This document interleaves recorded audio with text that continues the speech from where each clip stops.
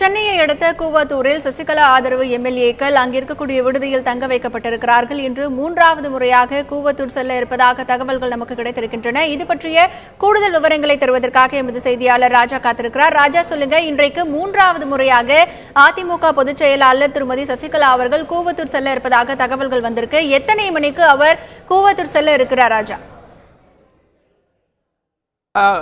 இன்று மதியம் அவர் கூவத்தூர் மீண்டும் செல்ல இருக்கிறார். இன்று மூன்றாவது நாளாக அதிமுக பொதுச் செயலாளர் சசிகலா அவர்கள் அவருக்கு ஆதரவாக இருக்கக்கூடிய எம்எல்ஏக்களுடன் கலந்து ஆலோசனை செய்வதற்காக செல்ல இருக்கின்றார். ஹேமா, நாம் ஏற்கனவே குறிப்பிட்டது போல இன்றைக்கு மிகவும் முக்கியமான முடிவுகள் எடுக்கப்படலாம் என எதிர்பார்க்கப்படுகிறது.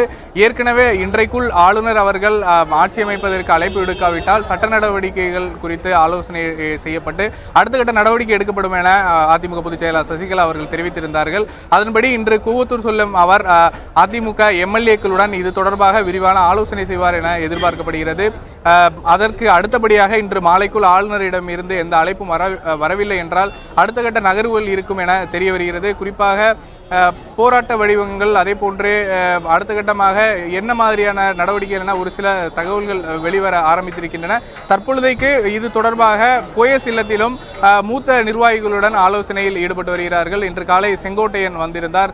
அதே போன்று கட்சியினுடைய நிர்வாகிகள், தொண்டர்கள் இங்கு வர ஆரம்பித்திருக்கிறார்கள். வளர்மதி, கோகிலேந்திரா, செட்லபாக்கம் ராஜேந்திரன் உள்ளிட்டவர்கள் நாம் செல்வதை பார்க்க முடிந்தது. தொடர்ந்து கட்சி நிர்வாகிகள் போயஸ் இல்லத்திற்கு வந்து கொண்டிருக்கின்றனர். இன்று மதியம் இங்கிருந்து அவர்கள் புறப்படுகிறார்கள்.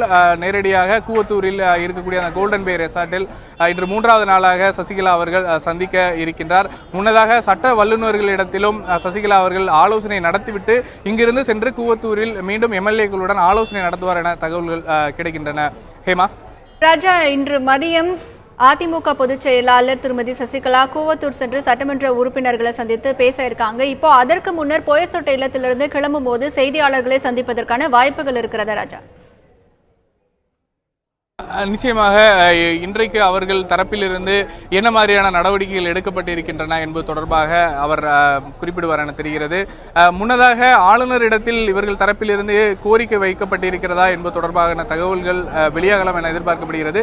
ஆளுநரிடத்தில் மீண்டும் அதிமுக தரப்பிலிருந்து கோரிக்கை வைக்கப்பட்டிருப்பதாக ஒரு சில தகவல்கள் வருகின்றன, அதாவது சந்திப்பதற்கு. ஆனால் அது உறுதிப்படுத்தப்படாத தகவல். அது அப்படி தரப்பிலிருந்து வைக்கப்பட்டிருக்கிறதா அல்லது ஏற்கனவே குறிப்பிட்டது போல் இன்றைக்குள் ஏதேனும் முடிவு வராவிட்டால் அடுத்த கட்ட நடவடிக்கையாக அதிமுகவினர், அதாவது சசிகலா என்ன முடிவு எடுப்பார் என்பது தொடர்பாக இன்று முக்கிய முடிவுகள் இன்று மாலை வெளியாகலாம் என எதிர்பார்க்கப்படுகிறது.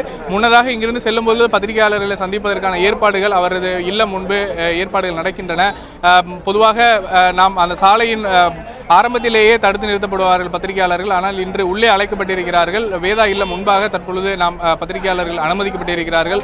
செல்லும் பொழுதும் அவர் பத்திரிகையாளர்களை சந்திப்பார் என எதிர்பார்க்கப்படுகிறது. அதே போன்று எம்எல்ஏக்களுடன் ஆலோசனை நடத்திய பிறகு கூவத்தூரில் முக்கியமான முடிவுகள் எடுக்கப்பட்டு அந்த அறிவிப்பு எம்எல்ஏக்களுடன் இருந்து வெளியிடப்படலாம் என எதிர்பார்க்கப்படுவதால் இன்றும் இந்த பரபரப்பு, அதாவது சசிகலா அவர்கள் என்ன முடிவு எடுப்பார் என்பது தொடர்பான பரபரப்பு ஏற்பட்டிருக்கிறது. ஏற்கனவே முதலமைச்சர் அவர்கள் தற்பொழுது தலைமைச் செயலகம் செல்வார் என்று எதிர்பார்க்கப்பட்டு அந்த பரபரப்பு ஆன சூழலில் கவுண்டராக சசிகலா அவர்களுடைய நடவடிக்கையும் இன்று மதியத்திற்கு மேல் முழுமையாக வெளிவரும் என எதிர்பார்க்கப்படுகிறது. ஹேமா.